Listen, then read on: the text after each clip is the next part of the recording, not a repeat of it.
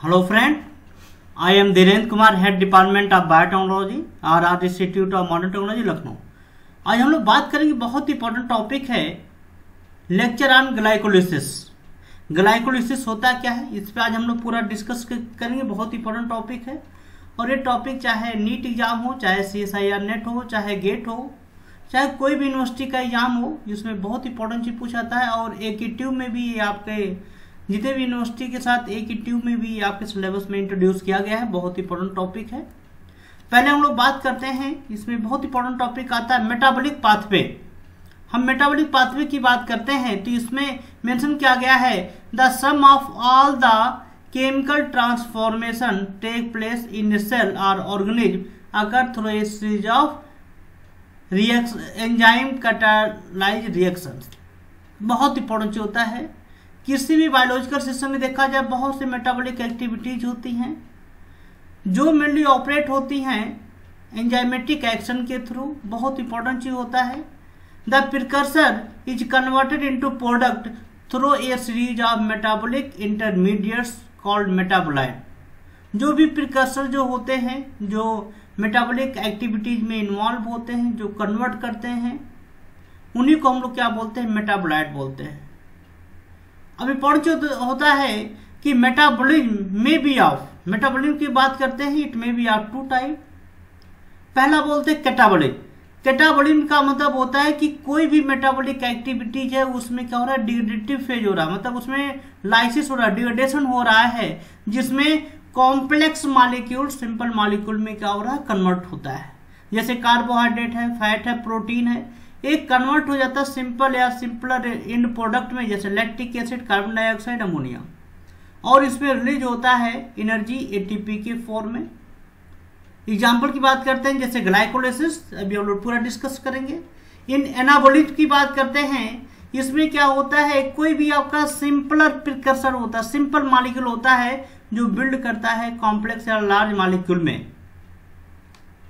बहुत से आपके प्रोसेस होते हैं, जैसे आपके ग्लूकोनियोजेनेसिस, फोटोसिंथेसिस। इसमें हम लोग बात करें, फोटोसिंथेसिस भी क्या होता है, एनाबॉलिक पाथवे होता है। इनमें कार्बन डाइऑक्साइड और H2O आपस में रिएक्ट हो जाते हैं सनलाइट की प्रेजेंस में, और क्या बनाते हैं, कार्बोहाइड्रेट बनाते हैं। तो कार्बोहाइड्रेट क्या हुआ, एक कॉम्प्लेक्स मॉलिक्यूल हुआ, बट कार्बन डाइऑक्साइड NH2 क्या हुआ, एक सिंपल मॉलिक्यूल हुआ। That is the anabolic process. बहुत इंपॉर्टेंट आपके प्रोसेस होते हैं। अब वन बाय वन बात करते हैं कि ग्लाइकोलिसिस आखिर में रियल में है क्या।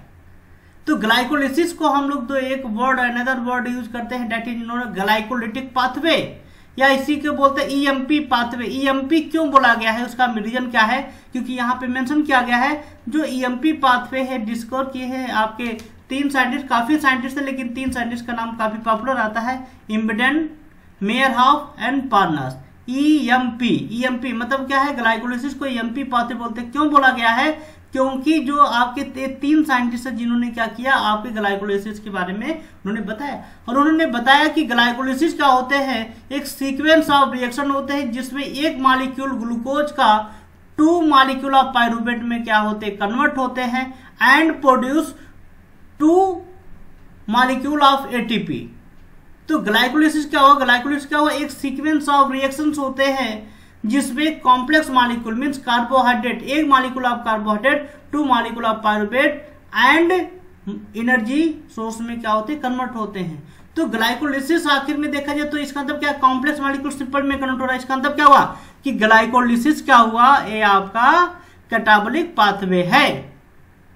तो ग्लाइकोलिसिस की बात कर रहे हैं तो glycolysis occur in all group of micro organism and function in the presence और एब्सेंस ऑफ ऑक्सीजन। तो ग्लाइकोलिसिस देखा जाए जितने भी माइक्रो ऑर्गेनिज्म होते हैं सब में पाए जाते हैं। इनका जो फंक्शनिंग होता है ऑक्सीजन की प्रेजेंस में भी और एब्सेंस में होता है। ग्लाइकोलिसिस जो होता है किसी भी माइक्रो में साइटोप्लाज्मिक मैट्रिक्स में पाया जाता है, साइटोप्लाज्म में पाया जाता है। बहुत इंपॉर्टेंट जो होता है, it is located in cytoplasmic matrix of the cell of an organism. The whole process of glycolysis involved in 2 phase. लेकिन हम पूरे प्रोसेस की बात करते हैं, टोटल 10 स्टेप आपके होते हैं जिसमें हम 2 फेज में उसको डिवाइड करते हैं।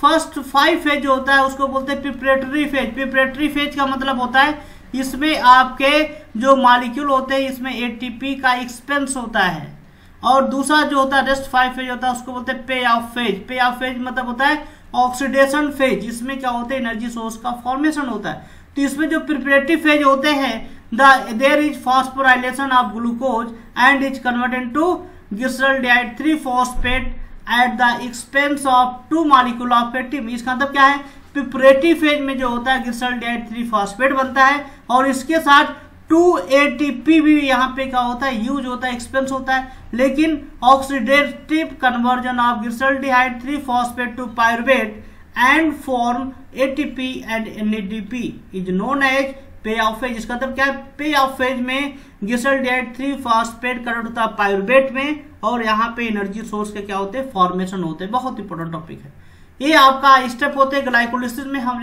हर एक स्टेप को यहाँ पे डिस्कस करेंगे। पहले होता है ग्लूकोज। ग्लूकोज 6-फॉस्फेट में कन्वर्ट होता है with the help of hexokinase, और यहाँ पे एटीपी यूज होता है। यहाँ पे देखा ग्लूकोज है, यहाँ पे एक एटीपी से एक एडीपी में कन्वर्ट हुआ, तो इसका एक फॉस्फेट ग्लूकोज से मॉलिक्यूल से जाके बाइंड किया तो ग्लूकोज 6-फॉस्फेट बन गया। ग्लूकोज 6-फॉस्फेट में आपके इसका कन्वर्जन होता है, आइसोमेराइजेशन होता है, तो आइसोमेरेज एंजाइम यूज होता है, तो यहाँ फ्रुक्टोज 6-फॉस्फेट में जाते हैं। और ये फ्रुक्टोज 6-फॉस्फेट जब हम अगेन एक फॉस्फेट ग्रुप ऐड कर देते हैं तो वहाँ पे फॉर्म होता है फ्रुक्टोज 1,6-बिस-फॉस्फेट। एल्डोलेशन प्रोसेस क्या करता है, ये जो कॉम्प्लेक्स मॉलिक्यूल है इसको 2 मॉलिक्यूल में कन्वर्ट कर देता है, glyceraldehyde three phosphate and dihydroxyacetone phosphate. ये दोनों मॉलिक्यूल आपस में क्या होते हैं इंटर कन्वर्ट होते हैं, बहुत इंपॉर्टेंट होता है।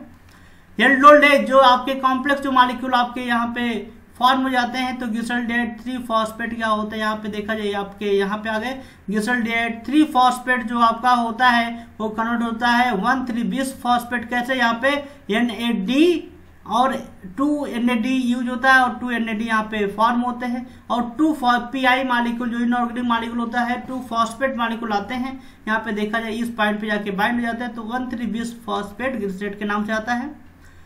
ये 2-बिस-फॉस्फोग्लिसरेट यहाँ पे काइनेज एंजाइम यूज होता है, तो यहाँ पे क्या होता है एक ADP एक ATP में, मतलब क्या है यहाँ पे देखा जाए ATP का फॉर्मेशन हुआ, तो ATP जो यहाँ फॉर्म होता है तो यहाँ पे होता है 3-फॉस्फोग्लिसरेट, और यहाँ पे फॉस्फोग्लिसरेट म्यूटेज एंजाइम यूज होता है जो इसको कन्वर्ट करता है पोजीशन। यहाँ पे पोजीशन चेंज होता है, पहले आप फॉस्फेट 3 पे था, यहाँ पे 2 पे आ गया, तो क्या बन गया यहाँ पे 2-फॉस्फोग्लिसरेट। और इंडोलेज एंजाइम यहाँ पे क्या करता है, इंडोलेज क्या करता है फॉस्फोइनॉल पायरुवेट में कन्वर्ट कर देता है, और अगेन यहाँ पे एनर्जी का फॉर्मेशन होता है, और पायरुवेट काइनेज जो होता है यहाँ पे पायरुवेट में कन्वर्ट कर देता है। और यहाँ पे आयंस यूज होते हैं, मैग्नीशियम आयन यूज होते हैं और मैग्नीज होते हैं। यदि मैग्नीज मेंशन नहीं तो हम लोग यहाँ पे पोटेशियम यूज करते हैं। बार यहाँ पे पूछा जा चुका है कि जब फॉस्फोइनॉल पायरुवेट में कन्वर्ट होता है तो कौन से कोफैक्टर यूज किए जाते हैं, तो इसमें क्या था, पोटेशियम भी था, मैग्नीशियम था, मैग्नीज था, और चौथा ऑप्शन था ऑल ऑफ दीज। तो उसमें ऑप्शन क्या करना था, ऑल ऑफ दीज, मतलब क्या है हम इनमें से कोई भी यूज कर सकते हैं। आपका important that the step of glycolysis. अब इसके हर एक स्टेप को हम यहाँ पे एक्सप्लेन करने चल रहे हैं, हर एक स्टेप को बहुत केयरफुली आप लोग इसको ध्यान से देखिएगा। पहला स्टेप होता है हेक्सोकाइनेज का स्टेप। अब हेक्सोकाइनेज में क्या होता है, जैसे यहाँ पे ग्लूकोज मॉलिक्यूल का यहाँ पे स्ट्रक्चर होता है, ग्लूकोज मॉलिक्यूल यहाँ ATP यूज होता है। हेक्सोकाइनेज एंजाइम जो इसका हेक्सोकाइनेज का मतलब होता है कि ATP ADP में यहाँ कन्वर्ट हो रहा है, मतलब यहाँ पे एनर्जी का यूटिलाइजेशन हो रहा है, और मैग्नीशियम आयन यहाँ पे यूज होता है कोफैक्टर। तो यहाँ पे कहता है फॉस्फेट का एक मॉलिक्यूल माने ATP का एक फॉस्फेट मॉलिक्यूल एक कार्बन के 6 पोजीशन पे जाके बाइंड करेगा। देखा कार्बन का पोजीशन 1 2 3 4 5 एंड 6, तो इस 6 पोजीशन पे क्या होगा, यहाँ पे फॉस्फेट मॉलिक्यूल देखिए यहाँ पे बाइंड हो गया, तो इसको बोलते हैं ग्लूकोज 6-फॉस्फेट। 6-फॉस्फेट क्यों बोला जाता है, क्योंकि ग्लूकोज के 6 कार्बन पे फॉस्फेट मॉलिक्यूल जाके यहाँ पे ज्वाइन होता है, तो इसको क्या बोलते हैं ग्लूकोज 6-फॉस्फेट। तो देखा जाए पहले स्टेप में क्या होता है, ग्लाइकोलिसिस में कन्वर्जन होता है डी ग्लूकोज का ग्लूकोज 6-फॉस्फेट में, और इसमें एंजाइम यूज का होता है हेक्सोकाइनेज, और यहाँ पे रिक्वायर क्या होता है magnesium ion for its activity. तो मैग्नीशियम आयन यहाँ पे क्या यूज हुआ एज ए कोफैक्टर। तो क्लियर हो गया स्टेप 1 हेक्सोकाइनेज। अब स्टेप 2 की बात करते हैं, बहुत इंपॉर्टेंट है।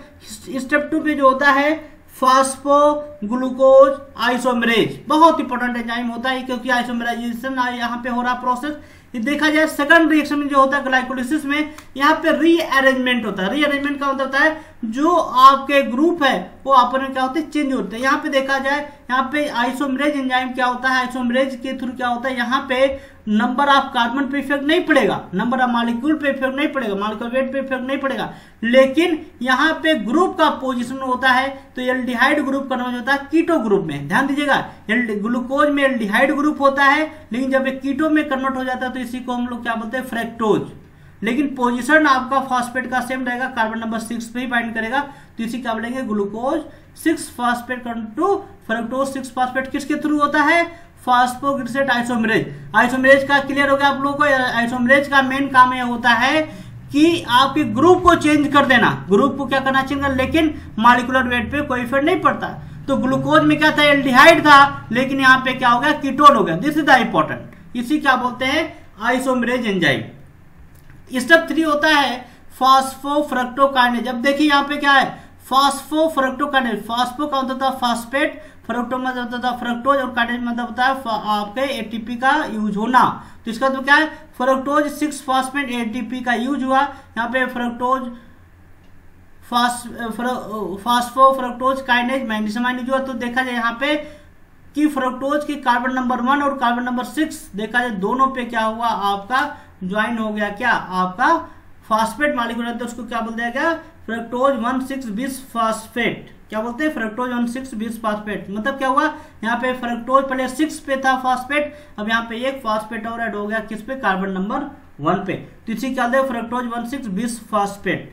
ठीक, तो ये बहुत इंपॉर्टेंट कॉम्प्लेक्स मॉलिक्यूल आपका होता है। अब देखा जाए एल्डोलेज एंजाइम होता है, बहुत ही पावरफुल एंजाइम होता है। एल्डोलेज एंजाइम का मेन वर्क होता है जो फ्रक्टोज 20 फॉस्फेट है, फ्रक्टोज 1,6-20 फॉस्फेट है, उसको क्या करता है, सिंपल मॉलिक्यूल में कन्वर्ट होता है। और कन्वर्जन किसमें होता है, डाईहाइड्रोक्सी एसीटोन फॉस्फेट, जिसको बोलते हैं DHAP, और ग्लिसरॉल्डिहाइड 3 फॉस्फेट में क्या होता है, कन्वर्ट हो जाता है, जिसको GAP बोलते हैं। हाँ, ये आपके मॉलिक्यूल दोनों भी आपस में क्या होते हैं, इंटर कन्वर्टेड होते हैं, ये दोनों आपस में होते हैं ना, जिसको क्या बोलते हैं हम लोग, आइसोमरेज एंजाइम का भी काम करता है, दोनों आपस में इंटर कन्वर्ट होते रहते। तो इसमें देखा जाए एल्डोलेज एंजाइम क्या करता है, जो कॉम्प्लेक्स मॉलिक्यूल है वो क्या करता है, इसको ब्रेक कर देता है, और यहाँ पे 2 मॉलिक्यूल बन जाते हैं, dihydroxy acetone phosphate and glyceraldehyde 3 phosphate. बहुत इंपॉर्टेंट चीज आपका यहाँ पे होता है। ये स्टेप 5 इसको बोलते हैं ट्राइओज फॉस्फेट आइसोमरेज, जिसको बोलते हैं क्या, ट्राइओज फॉस्फेट आइसोमरेज। इसमें क्या होता है, ये दोनों मॉलिक्यूल डाईहाइड्रोक्सी एसीटोन मॉलिक्यूल दोनों क्या होते हैं, आपस में इंटर कन्वर्ट होते हैं, क्या होते हैं, आपस में इंटर चेंज होते हैं। ठीक है, जो आपके क्या होते हैं, ग्लाइकोलाइसिस प्रोसेस में आपके इन्वॉल्व होते हैं, और इसमें जो होता है ग्लिसरॉल्डिहाइड फॉस्फेट रिमूव हो जाता है नेक्स्ट स्टेप के लिए। अब इसमें बात करते हैं स्टेप 6 में, ग्लिसरॉल्डिहाइड 3 फॉस्फेट डिहाइड्रोजिनेज, बहुत इंपॉर्टेंट एंजाइम है ग्लिसरॉल्डिहाइड 3 फॉस्फेट डिहाइड्रोजिनेज। इसमें क्या होता है, ग्लिसरॉल्डिहाइड 3 फॉस्फेट कन्वर्ट हो जाता है किसमें, 1,3-20 पर। अब इसमें देखा जाए, यहाँ पे सिर्फ इनऑर्गेनिक फॉस्फेट मॉलिक्यूल यूज हुआ और NADP यूज हुआ। तो यहाँ पे देखा जाए जो आपके फर्स्ट पोजीशन है, यहाँ पे भी क्या होता है, फॉस्फेट मॉलिक्यूल जाके बाइंड हो जाता है, और यहाँ पे क्या बन जाता है आपका, बहुत इंपॉर्टेंट है, 1,3-20 फॉस्फोग्लिसरेट, बहुत इंपॉर्टेंट चीज आपका है, यहाँ पे आपके फॉर्म हो जाते हैं। तो ग्लिसरॉल्डिहाइड 3 फॉस्फेट डिहाइड्रोजिनेज का मेन काम होता है कि इसमें इनऑर्गेनिक फॉस्फेट को ऐड कर देना, ऐड करके क्या कर देना, इसको कन्वर्ट कर देना किसमें, 1,3-20 फॉस्फोग्लिसरेट में, बहुत इंपॉर्टेंट है। स्टेप 7 की बात करें, फॉस्फोग्लिसरेट काइनेज। यहाँ पे फॉस्फोग्लिसरेट काइनेज देखिए, इसमें आपके वर्ड की यहाँ पे बात हो रही है। इसका मतलब क्या हो रहा है, एक फॉस्फेट ग्रुप 1,3-20 फॉस्फोग्लिसरेट से क्या होता है, रिमूव होता है। मतलब क्या है, देखा जाए यहाँ पे 1,3-20 फॉस्फोग्लिसरेट है, ADP यूज हुआ। यहाँ पे मैग्नीशियम आयन क्या होता है कि इसका एक फॉस्फेट मॉलिक्यूल क्या होता है, ATP से बाइंड हो जाता है और कौन होता है किसमें, ATP में। तो इसका मतलब क्या हुआ, यहाँ पे एक फॉस्फेट ग्रुप रिमूव हुआ, देन दे फॉर्म 3 फॉस्फोग्लिसरेट। तो 3 फॉस्फोग्लिसरेट का क्या होता है, यहाँ पे फॉर्मेशन होता है, और एंजाइम जो हम लोग यूज करते हैं आपके फॉस्फोग्लिसरेट का, मतलब स्टेप 7 में क्या होता है, आपके ATP का फॉर्मेशन होता है। स्टेप 8 होता है फॉस्फोग्लिसरेट म्यूटेज। बहुत इंपॉर्टेंट एंजाइम है। फॉस्फोग्लिसराइड म्यूटेज का मेन काम होता है, इसमें जो फॉस्फेट का पोजीशन है 3 पे, उसको क्या करता है 2 पे कर, मतलब क्या है जिससे फॉस्फेट के पोजीशन को क्या करता है इंटरचेंज कर देता है, ये आपके वर्क होता है, बहुत ही महत्वपूर्ण। स्टेप 9 में इनोलेज होता है। इनोलेज में आपके बहुत इंपॉर्टेंट होते हैं, जो 3 फॉस्फोग्लिसरेट कन्वर्ट हो जाता है फॉस्फोइनॉल पाइरुवेट में कन्वर्ट हो जाता है इनोलेज। तो ये एंजाइम इनोलेज जो होता है remove the molecule of water, मतलब क्या है जो वाटर मॉलिक्यूल आपका रिमूव हो जाता है from 2 phosphoglycerate and to form the phosphoenol pyruvate, मतलब क्या है इसमें से आपका वाटर मॉलिक्यूल रिमूव हो जाता है। देखा जाए यहाँ पे ये आपका वाटर मॉलिक्यूल यहाँ से रिमूव हो गया और बन गया क्या आपका यहाँ पे। तो ये बहुत ही महत्वपूर्ण चीज आपका होता है। तो देखा यहाँ पे ये इसका हाइड्रोजन, इसका OH मॉलिक्यूल, कार्बन नंबर 2 का हाइड्रोजन है और कार्बन नंबर 3 का क्या है आपका OH मॉलिक्यूल, ये दोनों रिएक्ट होकर के H2O आपके यहाँ पे रिमूव हो गए और यहाँ पे क्या हो गया आपके बहुत इंपॉर्टेंट कंपाउंड फॉस्फोइनॉल पाइरुवेट बनकर रेडी हो गया। पाइरुवेट काइनेज का मेन काम क्या होता है, जो ये फॉस्फोइनॉल पाइरुवेट बनता है इसमें ATP यूज होता है, ADP और हाइड्रोजन आयन, और यहाँ पे पाइरुवेट काइनेज जो होता है यहाँ पे कन्वर्ट करता है किसमें पाइरुवेट में, और यहाँ पे ATP का क्या होता है फॉर्मेशन होता है। The enzyme pyruvate kinase transfer P from P में तो होता है phosphate from phosphoenolpyruvate to ADP and form pyruvic acid and ATP। तो यहाँ पे देखा जाए पाइरुवेट या पाइरुविक एसिड बनके तैयार होगा और ATP यहाँ पे बनके तैयार, बहुत इंपॉर्टेंट सर। तो ये आपके पूरे 10 स्टेप होते हैं जिसको हम हर एक स्टेप को यहाँ पे डिस्कस करते हैं। अब ग्लाइकोलिसिस का हम 1 स्टेप की बात करते हैं, 1 स्टेप में कैसे लिखते हैं। तो यहाँ पे देखा जाए पूरे प्रोसेस में क्या होता है 2 ATP ड्राइव होते हैं, फॉर्म होते हैं, कैसे होते हैं हम लोग यहाँ पे बात करते हैं। तो देखा जाए टोटल 4 ATP यहाँ पे बनता है, जिसमें 2 ATP जो होता है प्रिपरेटिव फेज, मतलब फर्स्ट 5 फेज में 2 ATP यूज होता है, टोटल बना 4, 2 निकल गया रिमूव हो गया तो कितना हुआ टोटल नेट गेन कितना हुआ 2 ATP। तो यहाँ पे देखा जाए ग्लूकोज 2 NADP 2 ATP और 2 इनऑर्गेनिक फास्फेट जुड़ जाते हैं और ये बना देते हैं 2 pyruvate plus 2 NADP NADH 2 hydrogen ion 2 ATP and 2 water molecule. इसमें बार पूछा गया है कि ग्लाइकोलिसिस प्रोसेस में कितने वाटर मॉलिक्यूल रिमूव होते हैं, तो देयर आर 2 वाटर मॉलिक्यूल। तो नेट गेन आपका क्या होता है वाटर मॉलिक्यूल का 2, यहाँ पे क्या होते हैं जो आपके 2 ATP आपके यूज होते हैं। अब इसमें इंपॉर्टेंट होता है यदि हमको इफिशियंसी कैलकुलेट करना हो, इफिशियंसी ऑफ ATP कैलकुलेट करना हो तो इसका फार्मूला होता है efficiency of ATP equal to N into EATP divided by E react into 100। तो इसमें हम लोग बात करते हैं N जो होता है, N होता है number of ATP molecule form, मतलब कोई भी रिएक्शन होता है उसमें कितनी ATP फॉर्म होता है। E रिएक्ट का मतलब होता है is the energy release as heat in chemical reaction that is coupled with a reaction to form ATP। और EATP जो आपका होता है ये आपका होता है is the energy of 1 high energy phosphoaldehyde bond in ATP। ये आपका फार्मूला होता है, इससे हम लोग कैलकुलेट कर सकते हैं किसी भी ATP की कोई रिएक्शन दिया हो तो उसमें हम लोग कैलकुलेट कर सकते हैं। जैसे हमने एक क्वेश्चन यहाँ पे दिया गया है, under standard condition E react equal to -868 kilocalorie per mole and EATP equal to -7.3 kilocalorie per mole from the chemical reaction for the formation of ATP। We see that 36 ATP are formed, then calculate the efficiency ATP efficiency। तो efficiency equal to N into EATP divided by E react into 100। तो N की value आपका कितना दिया है, इतना EATP इतना दिया है और ये आपका कितना दिया है, हम इसको यहाँ पुट कर देते तो यह क्या आ जाता 38.3। इसका मतलब क्या है only 38.3 of the energy release from the reaction of glucose with oxygen is capture in ATP bond. ये बहुत इंपॉर्टेंट होता है, हम ATP की इफिशियंसी, ये आपके क्वेश्चन गेट लेवल का है, ये गेट में भी पूछा जाता है, CSIR में आता है, ऐसे क्वेश्चन आते हैं, बहुत सिंपल क्वेश्चन होते हैं, बहुत आसान होते हैं। इफिशियंसी कैलकुलेट करना ये आपके क्वेश्चन इसमें से आते हैं, ये मैथमेटिकल कैलकुलेशन होता है। Thank you, all the best. Next lecture हम लोग बात करेंगे माइक्रोबायोलॉजी एंड इम्यूनोलॉजी सब्जेक्ट में classification of bacteria. Thank you RR institute of modern technology, जो हर एक बच्चों के लिए एक अच्छे प्लेटफॉर्म डेवलप कर रहे हैं स्टडी के लिए, पढ़ाई के लिए, और यहाँ पे जितने भी आपके बच्चे हैं उनको सक्सेस बनाने के लिए सभी टीचर का पूरा प्रयास होता है और सभी टीचर दिल से लगते हैं बच्चों के साथ। एक कोऑर्डिनेशन के साथ और उनके साथ एक अच्छा कैरियर डेवलप करने में हेल्प करते हैं। तो आप मेरे साथ जुड़िए और एक अच्छे कैरियर का निर्माण किया जाए हम लोग। Thank you, all the best.